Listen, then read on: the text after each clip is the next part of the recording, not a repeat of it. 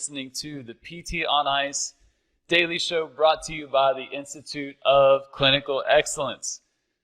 All right, good morning, folks. Folks are rolling in here. It's hump day. It's Wednesday. It's also Jerry on Ice, where we talk about all things older adults, whether it's myself, Christina Previtt, Alex Germano, Julie Brower, and we've got another good episode for y'all today. Awesome. Good morning, y'all. Podcast listeners, we appreciate you as well. A few announcements before we get into today's topic at hand, which the topic is going to be about low versus high intensity aerobic training for folks that have post-COVID sarcopenia, aka a lot of people that you may end up seeing now and likely in the future as well. In terms of announcements, Wednesday, Hump Day Hustle, the email that goes out to many of y'all just hit my inbox about 30 minutes ago. Another jam-packed email from the CEO of ICE, Jeff Moore. If you are not getting that email that provides very helpful links, whether it's a research article, a good social media post, whatever it may be that could be helpful for your practice, you need to get on that at ptonice.com, and there's a Hump Day Hustle tab that you can hit. Also, in terms of courses with modern management of the older adult, we're about to get rocking summer. We typically kind of take a break or slow things down a little bit, and now we're about to ramp back up. So our online Essential Foundations course is going to be starting 1 week from today. We're already around 70% full. So with 1 week left, that course will likely sell out. So if you were wanting to get in Essential Foundations, I would do that sooner than later. I'll put a link to that in the Facebook video, but you can go to ptonice.com for the link there. Also, our live courses are really kicking up as well. I'll be traveling to Evans, Georgia, outside of Augusta in a week and a half. Yeah, that's coming up quick with Julie Brower. We've already got about 30 folks there. Super pumped for that one. Then we're going to be in Wyoming and Washington and a bunch of other places that I don't want to screw up by going off of my memory. So we're probably going to be in a town near you. We'd love to see y'all out on the road. All right, let's get into the goods, shall we? So I came across a very interesting article that I wanted to share with y'all because I think it's going to be very relevant to many of the people that we see, but also challenge some biases that we may have, at least for me. I'll speak for myself at least. So this study, I'll just read the title verbatim and kind of go through the details, and then we'll talk about some of the clinical implications and how it may inform how you're going to work with folks that do have post-COVID sarcopenia. Comparative effectiveness study of low versus high intensity aerobic training with resistance training, keep in mind, in community dwelling older men with post-COVID-19 sarcopenia, a randomized controlled trial. So if you've listened to Jerry on Ice for any period of time, you've heard us talk about sarcopenia. If you don't know what sarcopenia is, I'll read you the definition verbatim: a state of deterioration of muscle mass and its function due to aging and physical inactivity. So typically it's going to be age-related loss of muscle mass and strength. That's different than cachexia, for example. You may be seeing that making its rounds, whether in charts or the medical literature, and that's more health condition related. So a state of deterioration of muscle mass and its function due to aging and physical inactivity. And this is a big deal in geriatrics in general. Many folks, especially for you all that are working in more acute settings, you may be in acute care. You may be in a skilled nursing facility. You may be in a long-term rehab facility. You may be in home health and in outpatient as well, kind of across the spectrum, but definitely in these areas that people are requiring a little more assistance. Many of those folks may have sarcopenia. And so that has huge implications for their quality of life, their functional independence, and something that we can actually influence in a very dramatic manner. Now, this was a big issue before a year and a half ago, before COVID-19, and COVID-19 has not been helpful here. Due to the lockdowns, increased sedentary behavior, decreased physical activity, increased social isolation, that is not a great cocktail for building muscle mass. And so we have lots of folks that have developed sarcopenia as a result of some of the precautions that we've had to take. Now, I'm not saying that's a net negative. I'm not saying that per se, but there are some implications there. But then we're also seeing folks that do get COVID-19 and have subsequent sarcopenia as a result. And you all are probably seeing that right now, and you're likely going to see that into the fall if these numbers continue that we're seeing. And so we want to know how to best serve these people. Now, when you look at the literature in terms of sarcopenia, we talk about this a lot, right? High intensity resistance training that's properly dosed is one of the most effective drugs interventions for these individuals. And we talk about that a lot. But something that we don't necessarily talk about as much is the aerobic training piece. Because oftentimes, when you're working with someone that does have that classification of sarcopenia, their decline in muscle mass and muscle strength is not the only deficit on board, right? There's probably a lot of other deficits on board that it is our job to triage and impact. And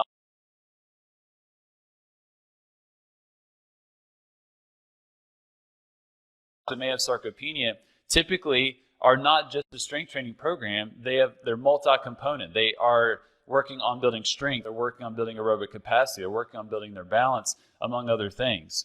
And so we want to have these balanced programs. Now, when we talk about aerobic training, what is better? Low versus high intensity. And we talk about high intensity a lot, especially high intensity interval training. That it's been found to be very, very effective in older adults, especially across the spectrum in rehabilitation, and then all the way through into the realm of fitness. We talk about that a lot, and we're still going to preach that message. However, does low-intensity aerobic training have a role to play here? And we want to speak to that, and this article speaks to this pretty well. I have kind of a bias. As a runner, I would say I'm trying to recover from my running days, but previously, I did a lot of low-intensity aerobic training. If anyone's familiar with phylmaffetone, run slower to raise faster, to build your mitochondrial density, that's a big trend in the realm of running.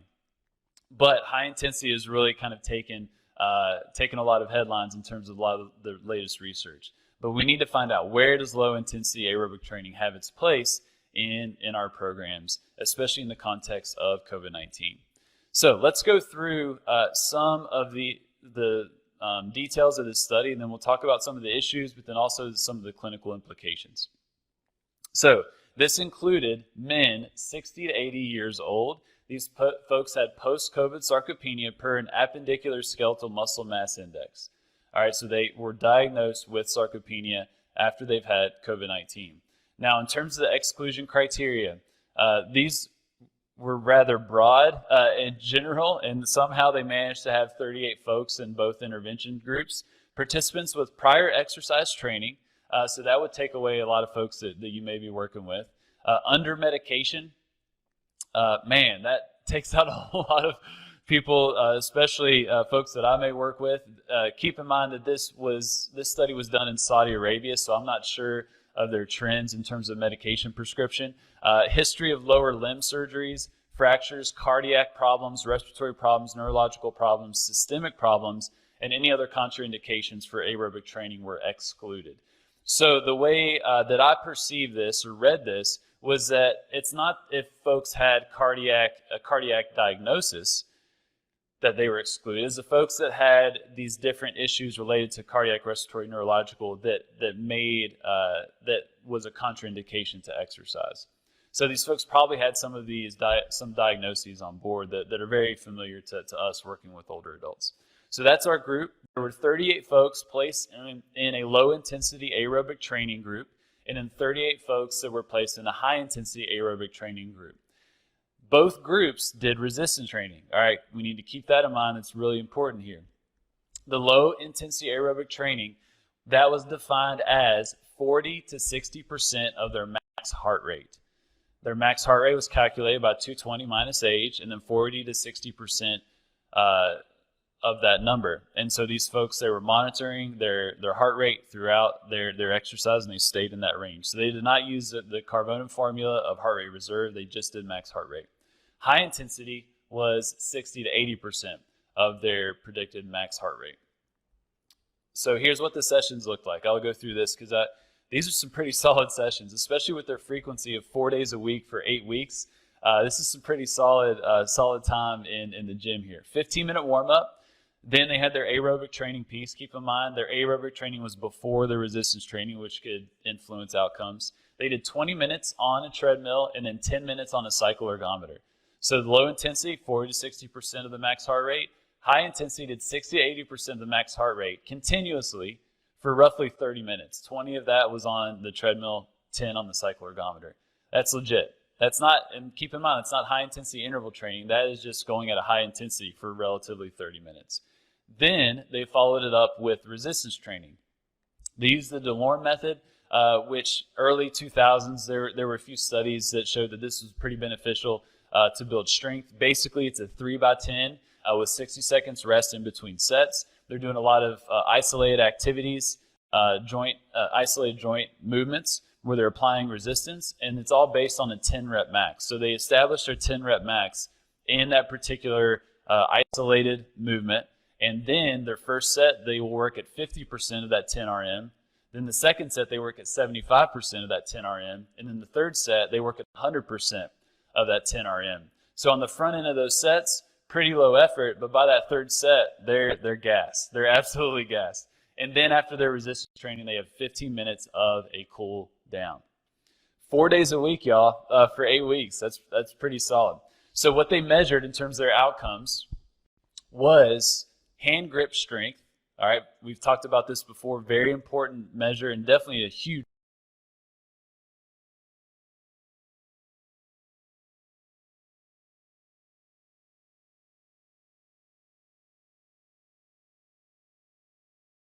study. They looked at the Tampa scale of kinesiophobia. They also looked at the Sarcopenia and quality of life questionnaire. Two measures that you probably weren't expecting to see, but two that proved to be rather interesting in terms of the results. So after that 8-week period, they redid all those outcome measures, and they also did it halfway in that study. And what they found is that the low intensity aerobic training group had significantly greater improvements in hand grip strength compared to the high intensity aerobic training group. Somewhat surprising, but also a significantly greater improvement in kinesiophobia and reported quality of life based on that Sarcopenia and quality of life questionnaire. So hand grip strength, kinesiophobia, and quality of life significantly better in the low intensity aerobic training group. The low intensity aerobic training group and the high intensity group had similar improvements in muscle mass. All right, so there was not a control per se to show how much both interventions kind of improved based on a control group, but both groups did improve all around in all measures, but low intensity definitely took the cake here.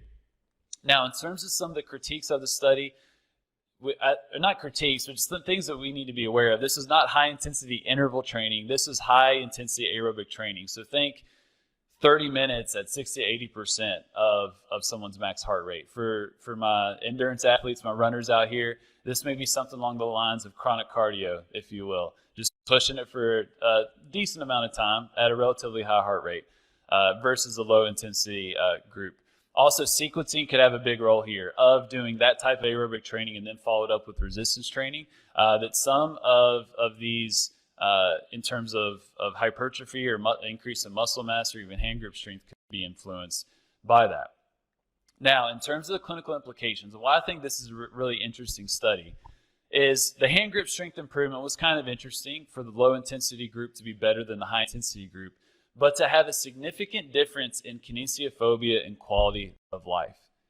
Now, these are typically things that are on your radar, right, when you're working with older adults, but maybe not something that you're measuring with something like the Tampa scale of kinesiophobia. Some of you may be using that scale. Many of you all may not be, but you're thinking about if someone is demonstrating behaviors of kinesiophobia or fear avoidance behaviors. You're thinking about how your interventions could impact people's quality of life. And when people perceive movement, think about the implications of that in other areas of their lives. Think about the decisions that they may start to make that could influence functional outcomes. Think about the activities they may start to participate in because their perception is different. And if perception drives behavior, my gosh, low intensity aerobic training in this particular group of people was rather potent. What I would love to see is the results of this study, if they continue their training, a year down the road, 2 years down the road, and what that may influence. It's rather interesting, especially in the context of some other studies that we've seen in the context, especially of fear of falling. We've seen some really interesting studies where an intervention, it was a psychological intervention that impacted people's fear of falling in terms of their self-efficacy, gave them a little more confidence, that researchers have been able to show that something like a psychological intervention like cognitive behavioral therapy ended up having a bigger impact in someone's balance capacity as opposed to an exercise program alone. Perception really drives behavior, and if we can influence people's perception of movement and their fear of movement, and we can improve their perception of their quality of life, that has big implications in what they may or may not do down the road, and that is valuable. Chalk one up for low-intensity aerobic training. Big difference compared to the high-intensity group. We also need to keep in context that, this study did not necessarily look at function or functional outcome. It did not look at functional strength. It did not look at aerobic capacity. So we're not talking about those things. But in terms of looking at kinesiophobia and quality of life and hand strength, low-intensity aerobic training did much better. And that's something that we need to be very aware of. So how do we want to use this information? For those folks that have sarcopenia, and especially for this study, those folks that have had post-COVID sarcopenia, they have felt pain of the lockdowns. They have been socially isolated. Their physical activity has completely dropped. Their sedentary behaviors have gone through the roof. That when you get these folks in your clinic or in your gym or in your hospital, whatever it may be, yeah, we want to do resistance training, 100%. Continue to give them the goods so they can build their strength. But we also want to improve or address their aerobic capacity as well. And instead of going after that high-intensity aerobic training right out the gate, we may want to do low-intensity aerobic training, 40 to 60% of their max heart rate. Not to say you may not sprinkle in some high intensity, because they need to be able to operate at that level. And I can't say if high intensity interval training was better or worse. So we're not talking about interval training, but in terms of these solid chunks of aerobic training, low intensity is not a waste of time for these particular individuals.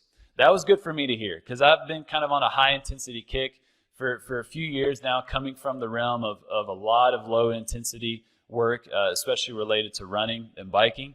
That it's good to see this and how it impacted some of these perceptions, which we know drives so much of people's lives. So low intensity is something that we want to leverage, definitely in particular situations. So I'd love to hear your all's thoughts. Whether you have questions, arguments, disagreements, whatever, drop it either on Instagram or on Facebook. Podcast listeners, come on to social media to interact. We'd love to chat with y'all. I will drop the links to this study on the Facebook video. I'm also going to drop a link to Morgan Denny's COVID-19 course that we offer through I. Find yourself working with lots of folks that have post-COVID sarcopenia or have had COVID-19. You need to do some research. These folks respond differently to some of our interventions, and Morgan does a great job of outlining that in that particular course. All right. Thank y'all. Have a lovely rest of your Wednesday, and I will talk to y'all soon. Take care. Hey, thanks for tuning in to the PT on Ice Daily Show. If you enjoyed this content, head on over to iTunes and leave us a review. And be sure to check us out on Facebook and Instagram at the Institute of Clinical Excellence. If you're interested in getting plugged into more ICE content on a weekly basis while earning CEUs from home, check out our virtual ICE online mentorship program at ptonice.com. While you're there, sign up for our Hump Day Hustling newsletter for a free email every Wednesday morning with our top 5 research articles and social media posts that we think are worth reading. Head over to ptonice.com and scroll to the bottom of the page to sign up.